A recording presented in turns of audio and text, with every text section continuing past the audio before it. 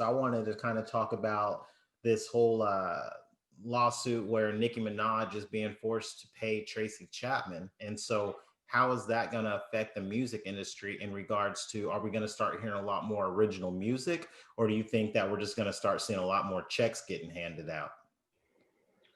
Yeah, me personally, I think it's going to be both. So, long story less long. Nicki Minaj sampled a Tracy Chapman song, took her to court over it. She actually wasn't looking for She actually wasn't looking to get money back for like the sample itself. She was looking to get money to cover her charges of just making her point, which was you illegally sampled my music without my approval. So there's a list of musicians who are like on the blacklist, meaning you cannot sample their music. No way, no how. Don't even ask. Don't throw money at me. I'm not going to accept it.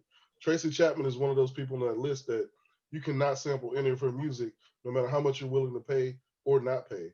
So that's really what it came down to. So now they're basically saying that anybody in the music industry, whoever gets sampled, you can literally take them to court over it. And so ultimately, this is just a really big deal in terms of the music industry because of that, as I understand it. But also, we should hear more original music out of it, which isn't the worst thing because literally every song you hear, something has been sampled off of somebody. Think about the Yeah. most popular songs you hear from Drake and all these other people.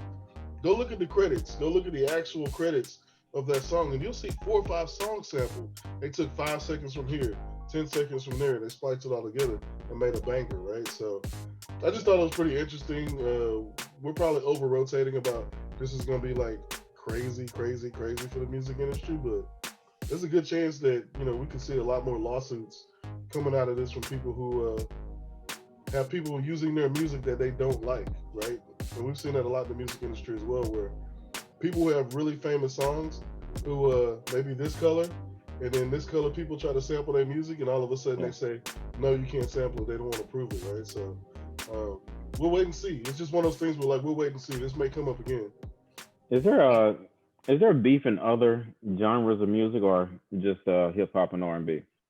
I never hear about like or maybe because I don't follow as much, but I do look at People Magazine and ET, and I read all of the articles. I at least skim through them. Right now, I'll click on something that seems interesting, but I never see beef in jazz, pop, 2K pop, country, western, new country, whatever the case may be. It's always hip hop and R&B. So I wonder why do we have to have beef all the time with each other? I think a lot of that's just based on what we keep up with and what we hear, because I had the same kind of question. So when we started talking about this, I went back and looked it up, and this happens in country music a little bit too. I don't know how often, but there were quite a few country music cases to where music was being sampled, or they, used someone else's kind of music, and so some lawsuits were in place. And so I think it comes down to a lot of the, I guess, media sources that we're looking at. I mean, it's not talking about that genre of music for the most part. Yeah. Yeah, Steve, I would just say it's probably a bigger issue in hip hop just because we don't get approval for some of this stuff.